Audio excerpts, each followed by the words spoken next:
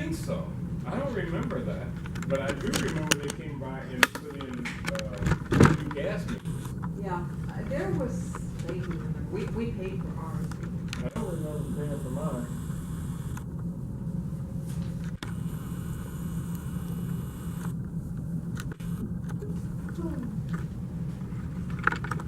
All right.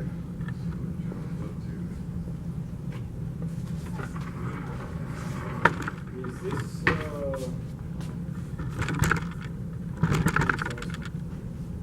is this a council file? The gas meter. She's had to walk on our That's true. Well, what is there for us to discuss? If we want to set it up. Yeah, but without a council file, what are we picking up? Me. Oh, yeah. But it's in the whole computer, I haven't. Yeah, that's what I'm talking about. Usually somebody has a councilman has a position and she asks for your opinion on it, and then you can. Or we're dealing with enforcement. Okay, Which is I kind of like. down this one. Oh, right here, I'll promise I will look that up. Okay, it was a extent question. Trivia quiz. I'll. No, how many things do you have? Because, we're coming up pretty much the last of the month, and we've got money to spend. It's going for the newsletter, the service. No, I thought we shot that down. No, you shot it down, but what you were saying was not right. A statistician? You need a statistician to do a survey? That's ridiculous. Yeah, you do. You have to. Okay. Survey is going to be done right. It has to Let's be. take I that don't up. think we started Old Granada Hills and the other. Yeah, but Let's it's take not a that proper up at survey. the, That's another time. Let's At start the on end the of the outreach committee would be a good place for that. All right. Welcome, everybody. Hope everybody's air conditioning is working good. It's heating up out there. I'll call the meeting to order and start off with roll call. Jerry Askew is here. Eric Mansker here. Cindy Wu Friedman said she couldn't make it. John Solitos here. And Maria Fisk. Here. All right. That gives us a quorum. Public comment on non-agendized items. Yes, Mr. Guzman. At the last Planning and Land Use Committee meeting, there was a discussion about the property on Germain Street.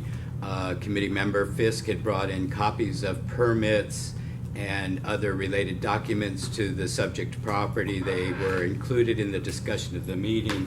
I made a Public Records Act request for those documents, and I was informed that they were not retained by the committee, and therefore I could not receive that Public Records Act request for those documents. I just want to read from you the Brown Act as a general, from 54953.5. As a general rule, information given to a majority of the members of the legislative body in connection with an open meeting must be equally available to members of the public. So my request is anytime there's going to be extra documents brought into this meeting, that they be placed on a table with minutes, and it'd be nice to have a sign-in sheet. And by the way, are there minutes available to be picked up? I don't see them We on don't do minutes. anywhere. I mean, not minutes, agendas. Are there Yes, the there are. agendas? There are agendas right there. And by the way. Oh, excuse me, Mr. Mansker, you're interrupting my public comment and you're out of order. I'm Okay. sorry. Well, I was Please just let me gonna ask you a finish. question. Please let me finish and then you may respond. Please finish. My point is, if it's a record associated to an action or a meeting here, it is good business practice for it to be retained and for the copies to be available to the general public when the meeting is held. In addition, the agenda for this meeting was not posted on the Granada Hills South Neighborhood Council website a minimum of 72 hours in advance, yet again. I don't know what the problem is with whoever's supposed to submit it and get it up, or if it's a problem with the webmaster, but it's continuing on and on. It's this meeting, it's the general board meeting, so whatever you can do to make sure it gets posted 72 hours in advance should be done. And as a result of not complying with that requirement, any decisions that you might make tonight are subject to being overturned. Thank you. But let me answer your question. We did, and we handed all those documents that were available. Everything we spoke on We had documentation and everybody got a copy. The maps, everything. We had copies and you picked them up. I saw you pick them up. So you're complaining about public records that you did not get, you got them. You got everything we had. Everything Maria had, everything I had copies of, and everybody who came got a copy. Mr. Chair, It's not something that's debatable. I'm just answering your question. We made more than, in fact, I threw away extra copies because there wasn't enough people for the copies to go around.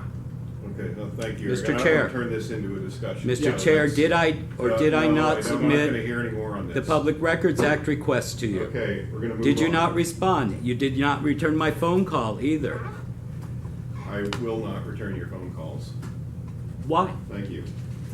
All right, we're moving on Oh, I got to, another comment. Yeah. okay, go ahead, Jim. I think it might be good for the outreach committee to have a one-page application for any applicants that request something for us, request a meeting. That's outreach. Oh, wait, hang on. Please. The one, go on. Yeah, because it'll help the committee in, one, understanding the exact nature of the application, and also help you in the research. Because the way it is now, you have to do all the research, they come in fuzzy applications and all that. What it is would be a summary of the master land use application that applicants would later on go to the planning land use division for.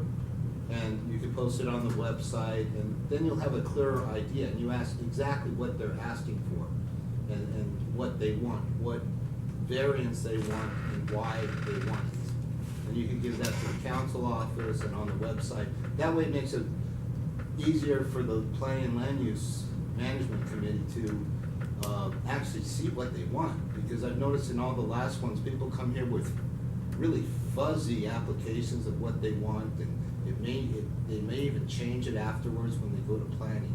So if you want, we can work on that together.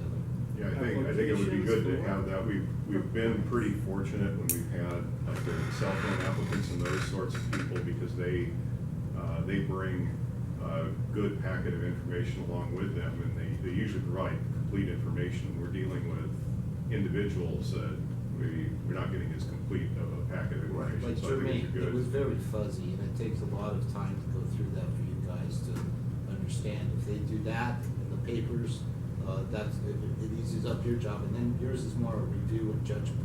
Right. Okay. Just adding to that, if we had the hardship criteria sheet with that. How all does right, fill it out? I always have a tough time getting that, so that, because there's a specific criteria required by the city. It'd be nice to know their answers to that, since they're gonna have to submit that anyways. You know, the problem was with the last applicant. They purposely were trying to be vague to cover up what it was that they really wanted. In fact, when they presented it to us, they presented it as, oh, well, we have a hardship, but they didn't tell us what the hardship was. In fact, they didn't even tell us exactly what it was until 2 days when I called them, and I called them, I called the representatives that was on their plans, and they were really vague about what it was. Even the people, the neighbors, had said the same thing, that they had been purposely vague about what it was. In fact, they had told different neighbors different things. So even if we had a form, if somebody purposely wants to be vague with you, Well, we have a place to start. I don't think we should go into the details of that I can property, work since we with don't have John that on the and present agenda next meeting. tonight. yeah. Speaking of Excuse me, agendas, you do got you another- have agendas available for the They're there, public? right there. He said 3 times. Well, I said once, but Where? they are on the Right there. podium right here. Oh, on the podium, not on the table.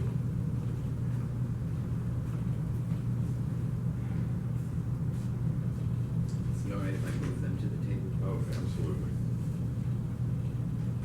That table. Whatever's more convenient. Okay. All right, so we're on to old business. We've got the the cell tower at 17715 Chatsworth. Now, since I wasn't here at the last meeting, I don't know what discussion went on, if any, about it. So I did carry some of these items forward just because they were on the prior agenda.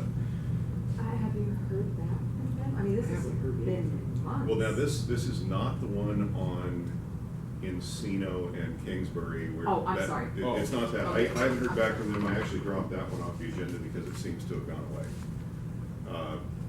Oh, this is Keep on an eye on it, but We this gotta is the keep an north eye on side it, of though. Chatsworth. This is on the north side, this is I where know, they I went know. in and did With the the palm. antenna replacements and put that, Fronds. that fake dead palm frond Fronds. thing around it, which is actually promising camouflage, I think, but the top of it has to be addressed too, otherwise it just looks strange. So what I found out on this was that the permit for the Sprint antennas, which are the lower set of antennas, which are now camouflaged by that fake dead growth, was signed off. The permit for the top piece has not been signed off yet, so. Those are two different carriers? There are two different carriers. It's Sprint on the bottom and AT&T on the top. So I'm continuing to follow this and talk to the folks at Building and Safety. The details that I've been able to get on the permit aren't specific as far as what the camouflage is, so I'm hoping that they're, and they are doing some more work on the tower, so it's obviously not done yet. Maybe they're gonna do, I'm hoping they're gonna do something nice with it, but I'm keeping an eye on it. It's pretty visible, Any questions on this item, comment? Okay. Health and wellness element, has there been any update on that? Why are you all looking at me? I don't know. I'm looking at each other. The thing about it is, it's so large and kind of It's 80 vague. pages last time I looked. Yeah, I didn't see anything on there. Did we want to comment on that? I mean, should we? I mean, is this something that I think we need to, It's a council file. yeah, before, Yeah. you know, we keep bringing this up every meeting. So we should probably make a decision. Is this something that we're going to address and make a comment on? Are we going to file a CIS because it I think we appears- should pass on, because in order for us to do a proper council file on it, we have to print it all out, 80 pages, make sure everybody got a copy, so they could, and that's a big document. It's a huge document. I just think that maybe this might be one because it's so large and convoluted and talks about a little bit of everything. And I've read it, but it kind of meanders and it doesn't say anything bad or negative that I would want to vote against, but I don't know what kind of ramifications it might have in other areas. Well, I think the approach is to review it and see if there's anything that concerns. That's what I'm talking about. Sure. And if there isn't, then we don't need to bring anything. Yeah. If there is, then we can bring that. We don't have to reproduce the entire document. You can excerpt sections. Yeah, maybe But it's got so many sections that it's good. you feel like you mean, you know, I haven't seen anything usually out in the field of planning. There's usually these kind of things that are brought before some kind of forum, some neighborhood council discussing Yeah. this, or plan check, or somebody out there, or bank. But I haven't seen You know this what, I on missed any. the last bank meeting. Was there any talk on the last bank meeting, at the last bank? You mean on this particular? On that particular No, item? no, not at all. So, you know, there's Recode LA, there's some really huge umbrella things going out there in the city of LA, not to mention ordinances. I mean, you know, we talked about the Airbnbs, we also, you know, with the baseline mansionization, I mean, there's a lot of ordinances out there and the small lot subdivisions that we can choose to investigate down the road that might have something to do, but I think we should make a decision as a committee what we wanna do and what we wanna address. Okay, well, does anybody have any comment on this, on the health and Particular wellness one? element? Well, there are summary pages in the beginning. You can look at those and get an idea. I would say maybe ask somebody else who's more knowledgeable, maybe another neighborhood council that's gone into this, or present it to You know, we could also put in a Excuse me. call, we can also put it in the call. You gotta mentioning- stop him. Your chair, stop him from interrupting. He does this all the time. Go ahead and. Please, point of order, just do it every time, please. You know, it's somewhat difficult to tell when we're having an allowable, permissible discussion back and forth, or when. I'll stand when up you're- and do it. You know, if you want 2 minutes uninterrupted and then you're done, we can do that, or you can. I'll we even can do take it 1 minute informally. interrupted. I'm just doing a comment, but I continually get interrupted by him. All right, Okay. please, Eric, I beg you. All right, we can go to, the, what do they call it, meetings downtown, planning and land use NC, plan check. Plan LA. check, oh, that. And we can ask them, because they. That, I think that'd be a great. Maria, I think hang we can on. do that. Oh. Go No, ahead. Or it's okay if she That's talks. right. No. We gotta make this easier on me, Jim. Okay, I will. I'm Either sorry. we're gonna Well, be no, informal that's about good. this, That's or. good, okay. No, Plan Check LA, we can ask some people at Plan Check LA, and there's gotta be some of the neighborhood councils around the city that have reviewed that. Okay, so you plan check, bank, I also think we might, call somebody with the, councilman's office and see if they have any comments on it. I mean, it's gonna go through the city council anyway, and I wanna know what they think. okay, so we wanna postpone until next meeting and then. Yeah, in the meantime, we can We'll take make a look all at those the- calls. We can call Plan Check LA, we can Alright. call our councilman's office. I'll read the summary pages. Maria, can you call bank Sure, Yeah. but you mean plan check. or plan Plan check? check. Okay, Yeah, I can check with the councilman's office. Okay, there, we all have action items. yeah, Okay. Any objection to postponing this to the next meeting? none. Okay. So be it. So I have one item on new business, and this is one that's a concern of mine and a couple of our neighbors, just to give you some background. Back in August, the gas company had a program to upgrade the gas meters for electronic reading.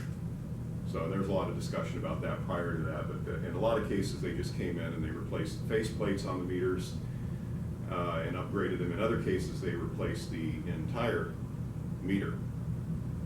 And the question that I raised was, well, if they replace the entire meter, I know how it works. If you get any kind of building permit on your property, you've got to put in a seismic shutoff. If you sell your house, you've got to put in a seismic shutoff. So the city has a very high priority in installing these seismic gas shutoffs. Earthquake happens, house may not be damaged, but the house next to you catches on fire, and pretty soon you've got five houses that are burned down in the midst of the rest of the emergency. So it's seismic safety is a very high priority within the city. I did a little bit of digging, and what I found in the municipal code regarding well, the building code, plumbing regulations, it says that an approved seismic gas shutoff valve or excess flow shutoff valve shall be installed downstream the gas utility meter on each fuel gas line or the gas service following buildings or structures. That goes on to the following buildings and structures include a structure that's sold, home that's sold, a home where you've taken out a building permit, and several other items. Among those, it says an existing building or structure which is altered or added to, and the alteration or addition is to the fuel gas piping system and involves the alteration or replacement of gas meter. So the way I read this, if you replace your gas, if the gas meter gets replaced, then an approved seismic gas shutoff valve shall be installed. Oh, And I'm curious how I've not gotten any good answers to this as I've asked City. around. The city's referring to the gas company, and the gas company just doesn't return calls, which is probably prudent. And my view on it is that they've gone through and improved their system, improved their efficiency. They've certainly laid off people who are reading meters, which we now have.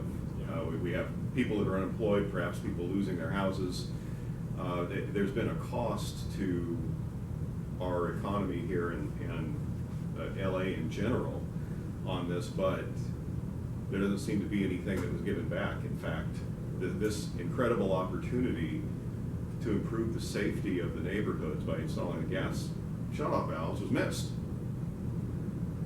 So my proposal is, what I'd like to do is take this up as a project and begin asking the questions, making requests for documents or whatever we need to do to get some answers on this, perhaps doing outreach to increase the number of people that are that are aware of this, and so they realize what's happened.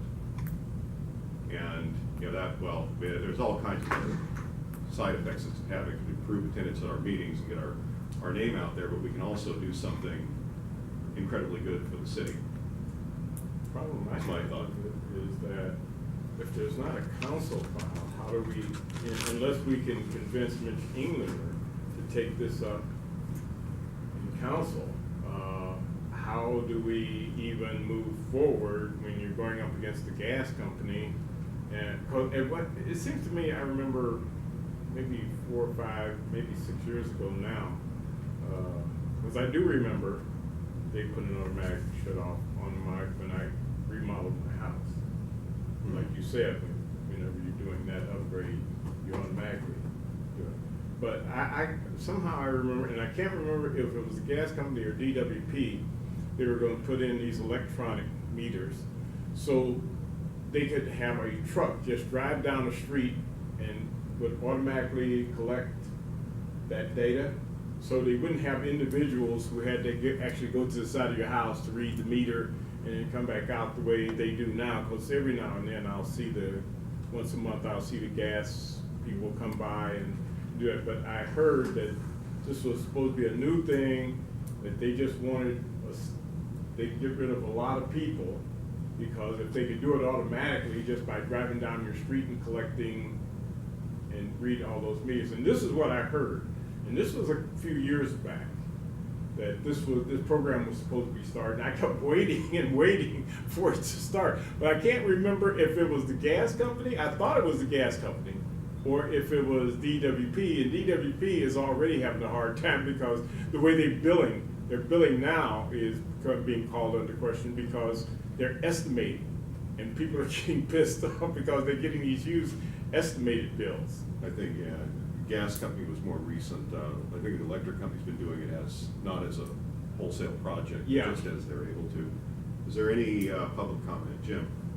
I think all the seismic gas meters, John's also a realtor, he knows, they're on the downside, the customer side. You have the gas meter out, that's to the street, that's the city or the so-called gas.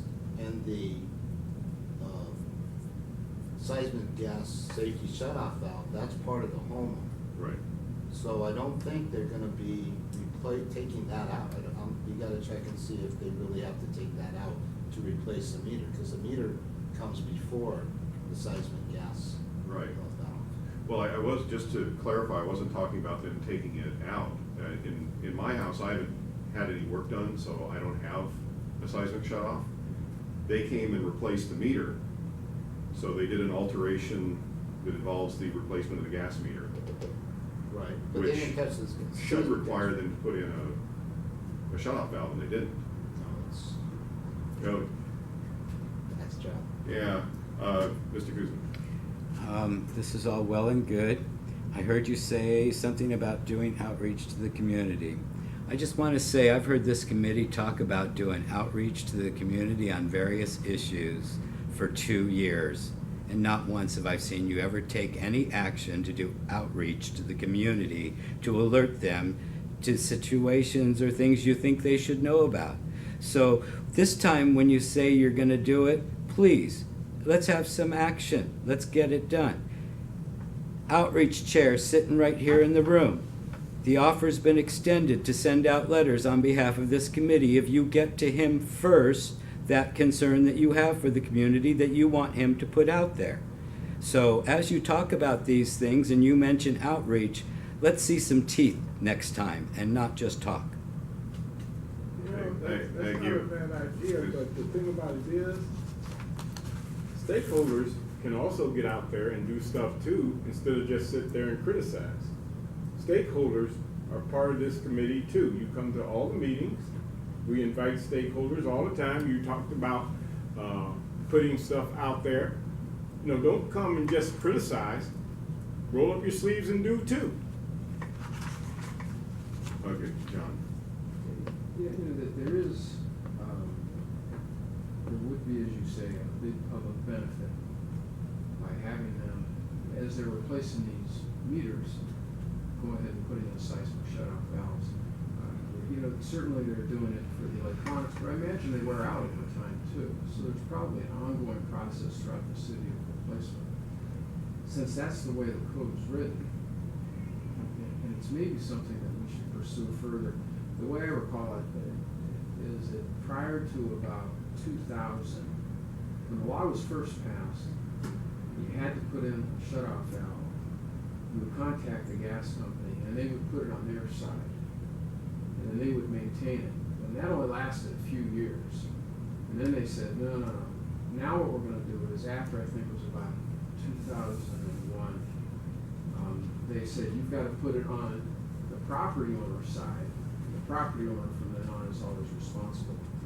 I guess the point being, though, in either case, the homeowner had to pay for it. But when the gas company was doing it, I think they used separate energy. They used separate valves that did the installation, and it was quite reasonable. So, you know, to have it done, I guess the next step would be who to pay for it. And one could argue, you know, the cost savings that they're going to obtain by not having the meter readers and all these other things, there's a benefit that they have, and it does help improve our area and provides a safer environment. So I think it's something that's worth pursuing. I like the idea. I think it's a worthwhile idea too, but you mentioned it, that I think there's a cost element. Just like, remember the sidewalks? We had that big argument for years over who was it going to pay for it? Was it going to be the property owners, or was it going to be the city? As it turns out now, I guess the city is going to pay for it. But remember, property owners got really upset because the previous laws said that you couldn't touch those trees, and those trees are what's caused the damage to the sidewalks. But the property owners were stuck because you couldn't touch the tree that was causing the problem, and then they turn around and then tell the property owner, well, here's your bill. And so I have a feeling that the reason why we haven't heard anything lately is there's a cost element, and the city is trying to figure out who's going to pay for that element. The moment you start pointing at property owners, you're going to have some pushback. Not every property owner is going to think it's a great deal, unless, and if you tell them that it's mandatory, I guarantee you it's going to be tied up in litigation for a while. Well, it's already mandatory under certain conditions anyways. Plus, the property owner pays for the sidewalk repairs through it. Also, the city doesn't pay for it. It's our money that goes to the city. Exactly, but this was on top. They were going to make the property owners pay for it on top of what they were already doing. And I think that's how we have to look at this. We first have to research how this was going to be paid for. Was it all going to end up on the property? Because I'm going to tell you this, the city will always go for the property owner doing it to relieve them from the burden of doing it, just like the sidewalks. And I think if we start researching this, we will find out that that's why it may be quiet, because one way or another, somebody's going to